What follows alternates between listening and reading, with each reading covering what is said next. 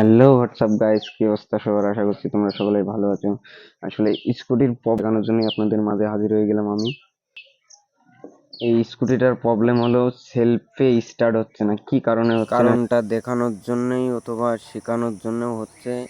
অনেক সময় আপনারা ফেসিনো গাড়ির আসছে ব্যাটারি কোথায় থাকে খুঁজে পান না। ব্যাটারি একমাত্র আমাদের যেখানে পায়ের ফুটডেসটা আর কি, ফুটডেসের নিচে ব্যাটারিটা থাকে, সেটা হচ্ছে দেখেন, আপনারা দেখলেই বুঝতে পারবেন ব্যাটারিটা কোথার থেকে খোলা হচ্ছে। এটা হচ্ছে ফুটডেস, মানে পায়ের যে ফুটডেসটা থাকে ওইখানে হচ্ছে ব্যাটারি থাকে। এই ব্যাটারিটা খুলতে গেলে আগে আপনার দুপাশের দুটো নাটটা খুলে নিতে হবে, না খুললে আপনারা ব্যাটারিটা বের করতে পারবেন না। ব্যাটারিটা খোলা হয়ে গেলে আপনারা দেখবেন যে ব্যাটারি দুটো তার ফায়ার মেরে দেখবেন যে ফায়ারে কাজ করে করে। তার আগে ব্যাটারিটা আগে মেপে নেবেন, মিটারে মেপে নেবেন। যদি 12+ থাকে তাহলে হচ্ছে ব্যাটারিটা চার্জে বসাবে না, যদি 12 কম থাকে তাহলে চার্জে বসাবেন না, কারণ ব্যাটারি একদমই ডেড হয়ে যায়। আর ব্যাটারি যদি 12-র উপরে থাকে তাহলেই ব্যাটারিটা চার্জে বসাবেন। দ্বিতীয়ত কথা, ব্যাটারিটা সবসময়ের জন্য আগে মেপে নেওয়ার চেষ্টা করবেন। মেপে নিলে সব থেকে ভালো সুবিধা হয় কি, যে ব্যাটারিটা বোঝা যায় খারাপ কি ভালো।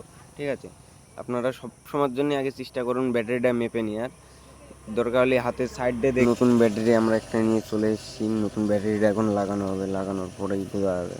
ঠিক আছে, আপনারা পাশে থাকুন, দেখতে পাবেন যে কীভাবে ব্যাটারিটা লাগানো হয় আর কী কী সিস্টেম আছে ব্যাটারির ভিতরে।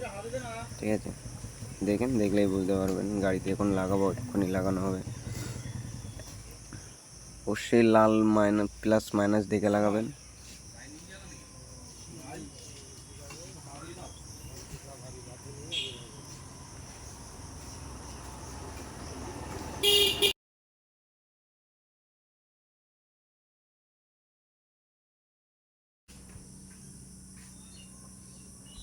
ব্যাটারি সেটিং করা হয়ে গেছে। এখন দেখবেন চাবি মারলেই দেখবেন মিটারের আলো কতটা ডিপ হয়ে আছে, মানে লাইটের পাওয়ারটাও কিন্তু অনেকটা বেড়ে গিয়েছে, যেহেতু নতুন ব্যাটারি লাগানো হলো।